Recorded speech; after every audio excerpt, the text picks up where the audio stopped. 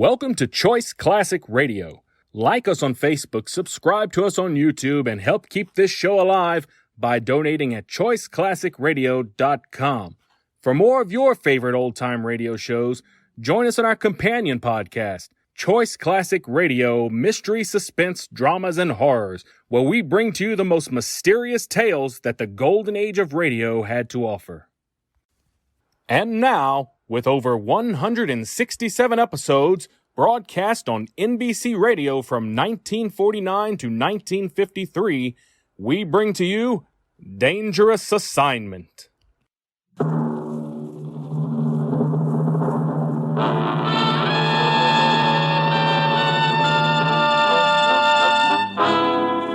Dangerous Assignment, transcribed starring Brian Donlevy as Steve Mitchell.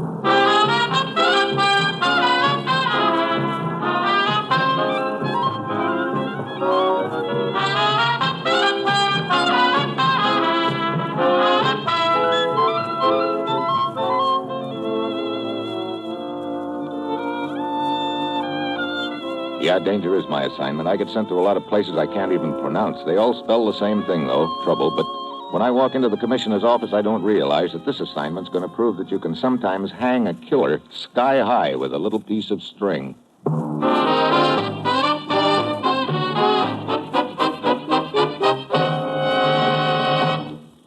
Morning, Commissioner. You sent for me? Steve, you ever hear of the Italian movie actress named Yolanda? Sure. She's made so many rice field pictures, I understand she's got waterlogged kneecaps. How'd you like to meet her? Oh, just hand me a pair of hip boots and I'm on my way. You'll find her on the French Riviera. Her yacht is anchored at Nice. We're particularly interested in the guests she has aboard. How so, Commissioner? Steve, one of the most vicious pre-war rackets is in operation again. A racket that cost American citizens thousands and thousands of dollars in payoff money for the protection of relatives living in Eastern Germany, Hungary, and Romania. Yeah, built up quite a fund for Adolf's rise to power, didn't it? This time we're certain it's being run as a private enterprise. It started up some 6 months ago under the direction of the same man who handled it for the Nazis. That would be Herzog, colonel of Gestapo. Right, only someone else seems to have taken over the racket, and the colonel's little black book. Herzog died suddenly in Lisbon 2 months ago. So how does all this tie in with the Italian movie queen? An American named Ernest Hall, vacationing in Nice, had the bite put on him for $25,000 last week. Did he pay up?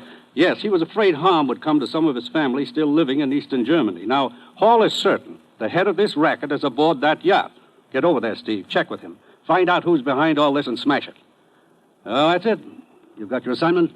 Good luck.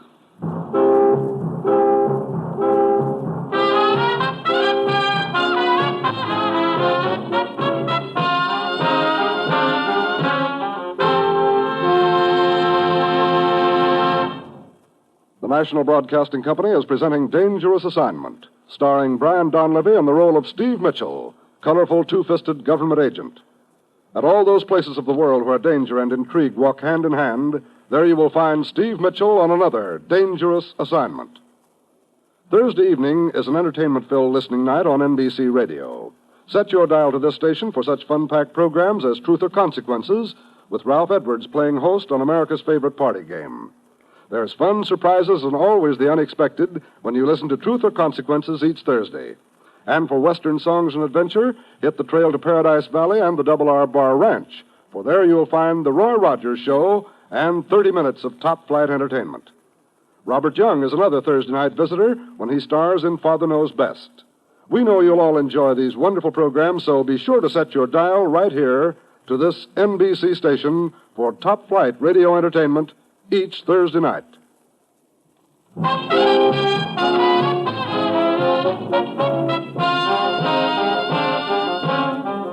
Sure, I've got my assignment. Get over to the French Riviera, check with an American who's had to pay off protection money for members of his family living in Germany. Find out who's running the racket and break it up. It's late Thursday afternoon when my plane lands. The American, Ernest Hall, is waiting for me in his hotel room. I was afraid for my relatives, Mr. Mitchell. That's why I didn't call the authorities until now. I wanted nothing to go wrong. I decided it would be best to investigate quietly after the payment had been made. All right, Hall, let's start from the beginning. When did you get the pitch? Sunday evening. A letter had been slipped under my door. The note contained a demand for payment of $25,000. A threat against the lives of an Aunt Anelia Halderstadt and two cousins, Jan and Joseph. Halderstadt? Would that by any chance... Yes, my father's name. I changed it to Hall when I arrived in America many years ago. I see. How long have you been vacationing here in Nice? A month. Run into any old acquaintances? Someone who knows your real name is Halderstadt? Yes, as a matter of fact, a week ago aboard the yacht. Eric Vogel is an old friend. We came from the same village, and naturally we talked to people we'd known, our families and so on. And when you got that note Sunday evening? Oh, no. I couldn't bring myself to suspect that Eric was behind all this. There were others at the party aboard the yacht. Any one of them could have overheard your conversation, learned that your real name was Halderstadt. Okay, who were the others? Well, the actress Yolanda, of course, was there. It's her yacht. Then also a French newspaper man named Albert Beauvais, an Englishman named Chipping, and Lal Hubli, a Hindu. That all? There were two others. Felix De Luca, he is Yolanda's director, and George something or other. I didn't get his last name. Okay, now, about the payoff. Well, last night a box containing the money was placed under a bridge on the road to Antibes. You see anyone? No, I didn't go. Albert Beauvais did. The newspaper man? Yes. You see, he was with me Sunday evening when the letter came. So, naturally, we talked about it. The note instructed me to remain in my hotel room here and send someone with the money. Beauvais volunteered. I see. Look, I'd like to meet these people. Beauvais, Chipping, George, what's his name? I can arrange it. I am expected aboard the yacht in an hour. Cocktails. They'll all be there. Fine. Now, I should warn you, Mr. Mitchell. These friends of Yolanda, they're of artistic temperament. Their actions are somewhat droll, strange. You might call them eccentric. Or just plain screwball, huh? All right, let's go.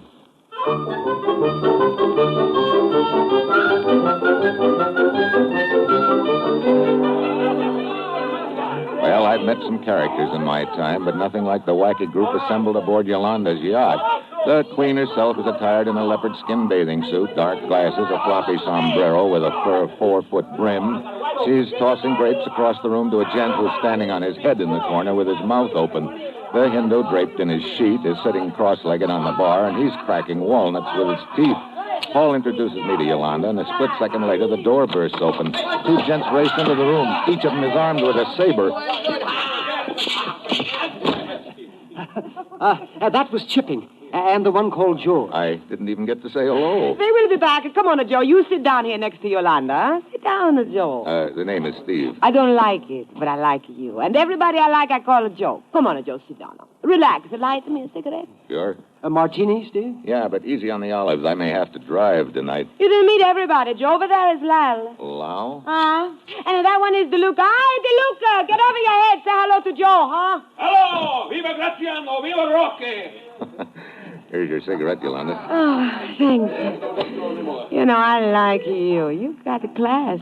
I owe it all to the Continental. Oh, television, huh?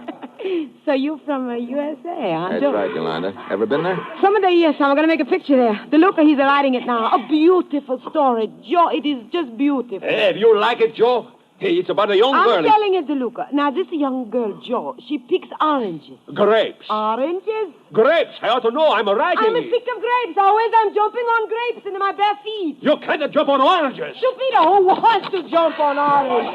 Johnny, I'll have a go at it, my dear. Now, you keep out of this, Mr. Chip. Sorry. Back to the walls, George, old chap. Come on. On guard. On guard. Ow. Touche. Very good. Oh, I say, you're a new chap here, aren't you? Yeah, the name's Mitchell, Steve Mitchell. Oh, I'm Chipping. No jokes, please. And this is Georgie. I can't remember his last name. Hello, Steve. Just call me George. What is this business about Aragnes? I was trying to tell Joe the story of my next picture. It's about a girl who picks oranges. Poor but honest, hard-working and all that sort of stuff, eh? A proud, stout heart beating beneath her tattered sweatshirt. Falls in love with a gentleman farmer named Rodney. He's a cad, of course. Who told you? Oh, I say, really, that's a bit of old hat, you know. What's old hat got to do with it? You don't know this story at all, no? I'd love to hear about it, by all means, my dear. I place myself at your feet. Okay, while you're down there, you untie my sandals. My feet are killing me. It's jumping on those lousy grapes.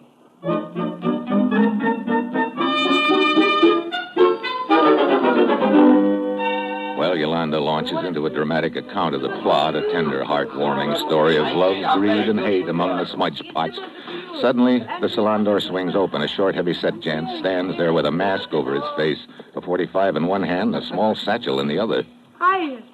What are you doing? What's it? Shut up, sister. This is a heist. Hi, sir. What is it he's talking? A stick-up, Yolanda. A hold-up. There's the bag, gents. Let's have your wallets, watches, rings, anything that'll bring a buck. Dump 'em in there. Now, just a minute, sport. Let's get with it. I ain't got all night. You first, Mac. Sure. Only call me George, huh?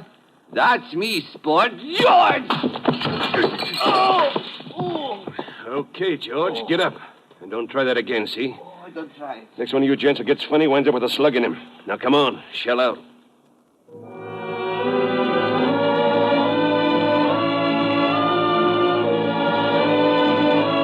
The little gent picks up the bag, backs out of the room, and then he's gone. I take 3 quick steps to the door, stick my head outside. The slug chips a hunk of mahogany just over my head. Then I hear footsteps going down the gangplank. I take off on the double. Ernie Hall is right behind me. Do you see him, Mitchell? I think he ducked around the warehouse. Come on, we'll cut through here. Hold it. What is it? Someone coming up alongside the building, and he's in a hurry. Hold it, Buster. What? Good work, Mitchell. On your feet, Buster. Let's have a look at you. Got a light, Hall? Yes. Yes, here we are. Mitchell? What's the matter? You recognize this gent? It's Albert Beauvais, the newspaper man. Oh. Beauvais, you all right? Oh, Monsieur Hall, it's you, huh? Hey, where is he? He must not get away. Now, let me go. Take it easy. Who are you talking about? The man who robbed those aboard the yacht, I hired him. You hired him? What does all this mean, Beauvais? It was a plan that the money you gave me to place under the bridge last night, Monsieur Hall, I had marked it, don't you see? So you staged this holdup and hoped you'd trace the marked money? Oui, alors. He was trying to bring the wallets to me. Of all the screwball... Look, Beauvais, where does he hang out? Oh, a small hotel, not far from here. Come on, we better get over there fast.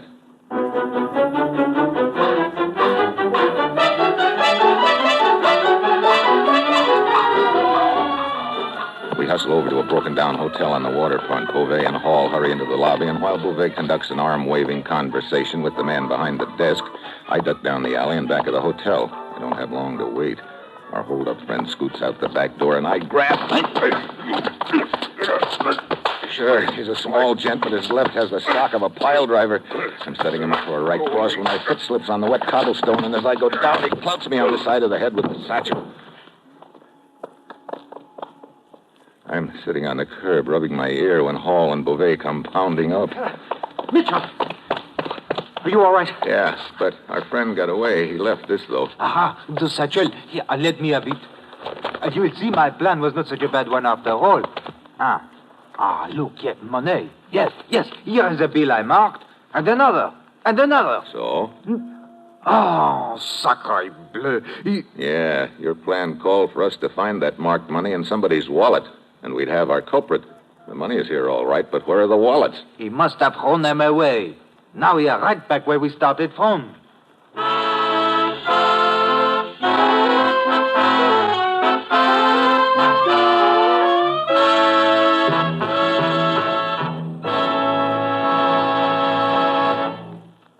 Steve Mitchell will continue his dangerous assignment in just a moment. Have you started your Christmas wishing yet?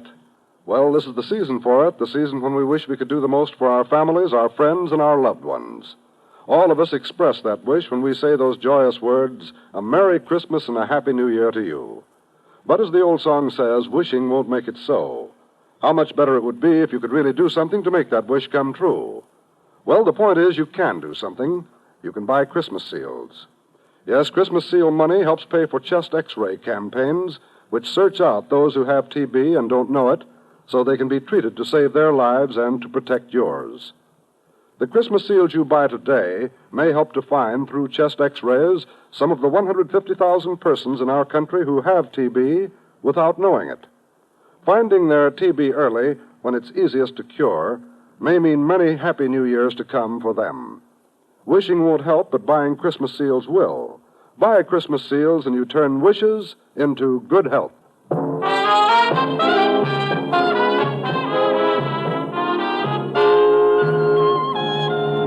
Now back to Dangerous Assignment and Brian Donlevy as Steve Mitchell. Your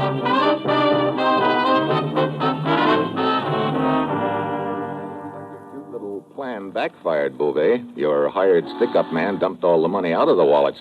Now, We don't know whose wallet the marked money came out of. Let's see, about $500 of the money in the satchel is marked. Well, the rest of it must be hidden aboard the yacht somewhere. Could be. Okay, suppose you start on Operation Ashcan, Beauvais. Hall and I'll see what we can pick up back at the yacht. Operation Ashcan. What is this? Check all the ash cans between the dock and the hotel where your stick-up boy was hiding out.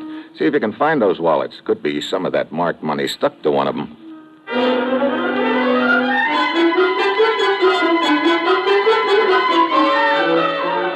Hall and I head back to the yacht. Yolanda, Chipping, and George are in the lounge. I put the satchel on the table and tell them we tracked down the stick-up man, that he got away, but we recovered the money.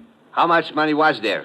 About $2,000, George. Most of it was in the satchel, but there was $500 in his coat pocket. Just what I lost, Sport. Thank you very much. Oh, you're sure about the amount, eh? Sure, I'm sure. Well, there it is. Help yourselves. Yolanda, how much did you lose? You remember? A couple of hundred, Joe. Chipping? Well, it's a bit hard to say. I've stumbled across some rare finds in Nice, and I'm not sure how much they've cost me. Rare finds? He's a book collector, Joe Dull. Oh, then you don't know how much you had in your wallet. Well, not more than 300, I should say. You see, I don't carry a great deal of cash on these trips. Letters of credit and that sort of thing, no? Oh, I should have so much credit. He's a dirty rich, Joe. Filthy rich, darling. Dirty, filthy. He'll never be cleaned, huh? Oh, fine. Where's DeLuca? Oh, he's attending. He was no feeling so hot. Oh? No, nothing like losing some money to make DeLuca no feel so hot. Well, slip a few of these bills in his oxygen tent. It may snap him out of it. You got a good sense of humor, Joe. Oh, I'm a riot, Josephine. I got a good idea why you don't come with us, huh? Will you? Sure. On the cruise. We're shoving off in about an hour. Oh, where are you heading? Oh, I thought we'd stop at Corsica and then Naples. Then what? Then we split up. I got to go back to work. Oh, okay. Thanks for the invitation, Yolanda. You've got yourself another passenger.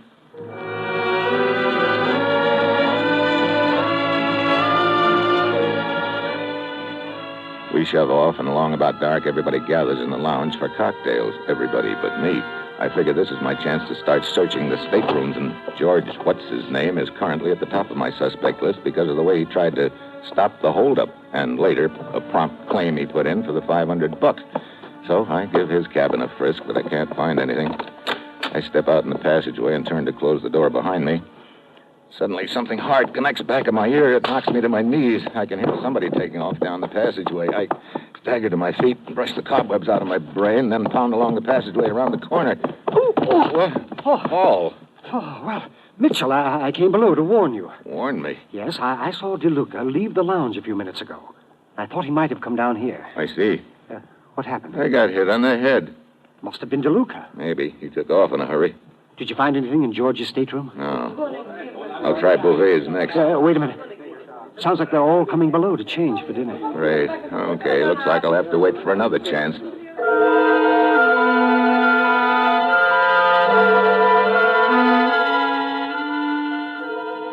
But I don't get another chance that night. After dinner, Yolanda wants to play charades, so we all have to choose up sides. Lal Hubli, the Hindu, sits in one corner, cracking walnuts and keeping score. When the game finally breaks up, everybody turns in, so I'm out of luck. The next morning, when I come out on deck, Corsica is in sight. Yolanda and DeLuca are standing at the rail. This is my homeland, Corsica. All night I dream about it. A great island, Mitchell. Home of great people. You and Napoleon, huh? Please. Put Napoleon first. Napoleon enemy.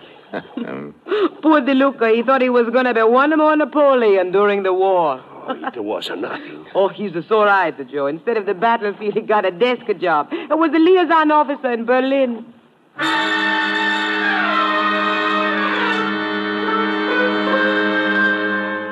The word Berlin hits me like a hammer. That little black book which started this whole deal used to be in the custody of a Nazi named Herzog in Berlin. DeLuca could have hooked up with him there. At this point, he seems to be edging George out of the top spot on my list. An hour later, we dock, and the happy little group streams off the yacht for a gay day ashore. But the trouble is, they insist that I stream along with them. In the middle of the afternoon, we split up. I get back to the yacht first with Yolanda and George. I'm just starting up along the deck when I spot Chipping coming up the gangplank with a couple of books under his arm and waving his cane frantically at me. Mitchell, I say, Mitchell, a find, a positive find. Of what? I was browsing in a bookshop, and I just happened to stumble across these. Can you imagine? What are they? Ancient textbooks of the gladiator school. That's where fencing really started, you know? Look here, old man. Do you see these illustrations? See? There. It's been the prevalent theory that the glide or sliding thrust is a comparatively recent maneuver, but you see, it's the same thing. Look, I'll show you with my cane. You go like this, you see? Hey! I'm so sorry. Look, take that cane and... I'm terribly sorry, old boy. I thrust when I should have glided. Well, as long as I know that makes everything all right. Now, try your thrust on somebody else, will you? Yes, I will. I must find George. Yeah, you do that. Oh, brother. Oh, DeLuca, I didn't see you standing there. I come to look for you. Yolanda says, tell everybody cocktails. Okay, tell her I'll be along in a couple of minutes. I stay up on deck until I see all of them come up to the lounge. Then I head below.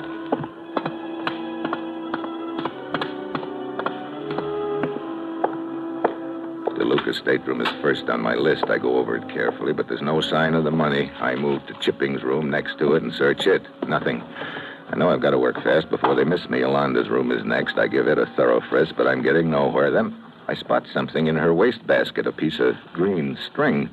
Suddenly I remember Chipping's books had been tied with green string. I remember something else, too. There was no sign of those books in Chipping's stateroom. I look around Yolanda's room. There's a bookcase built into one wall. I go over to it. The lower shelves are crammed with novels, but then on the top shelf I spot what I'm looking for, Chipping's rare books on fencing. I climb up on a chair, pull one of them out. Yeah, the pages have been cut away, and the book is full of money. Nice work, Mitchell. What? Well, hello, Chipping. Yes, I was afraid I might find you here. Please stay right where you are for the moment. So, you're the boy who's been running the racket, huh? I told you I was a book collector. Herzog's little black book has a prominent place in my collection. Amazing how the people whose names are listed in it will pay to keep anything from happening to friends in Eastern Europe. Like Hall, for instance? This money is what you got from him, isn't it? Yes. I suspected you were searching everyone's room, so I thought the books would be a good hiding place. That's the last place you'd look would be in Yolanda's room. If I hadn't spotted the string, I probably wouldn't have thought of it. Oh, no use crying over spilled string. There's no harm done since you're the only one who knows. Now, you hand me those books? Okay, here. Have some more. Sorry. Oh, I'll take that gun. It's hard to shoot with a face full of books, isn't it, Chipping? Books, Mitchell. Yeah, kind of a dirty trick sweeping a shelf full down on you, but after all, you made such a point to being a book collector, I thought I'd just add a few more to your collection, the hard way.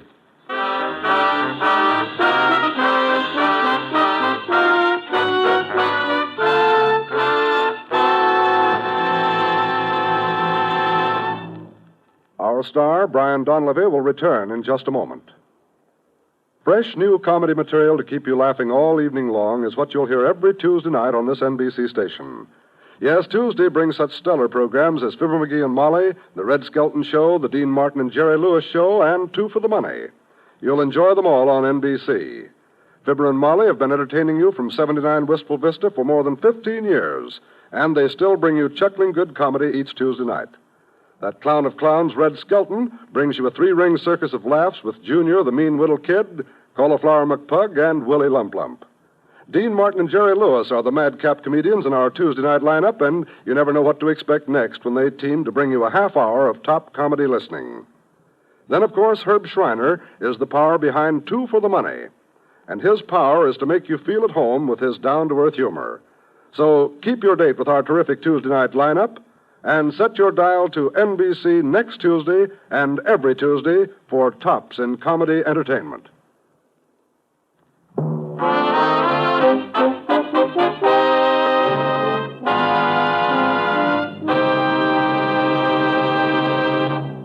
Next week, Austria, a border incident with me in the middle.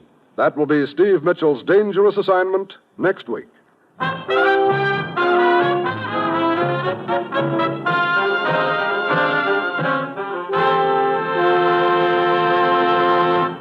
Included in tonight's cast were Howard McNear, Betty Lou Gerson, Nestor Parva, Ben Wright, and Paul Dubov. This is John Storm speaking.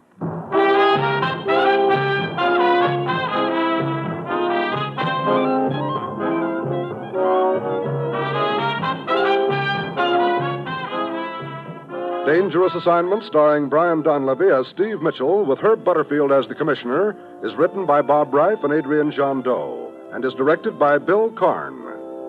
Be with us again next week at this same time when Brian Donlevy, starring in the role of Steve Mitchell, will embark on another transcribed Dangerous Assignment.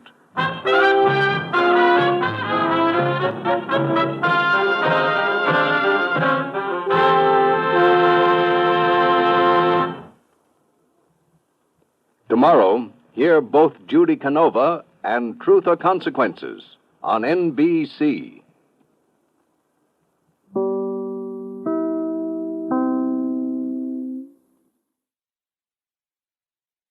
That concludes today's episode.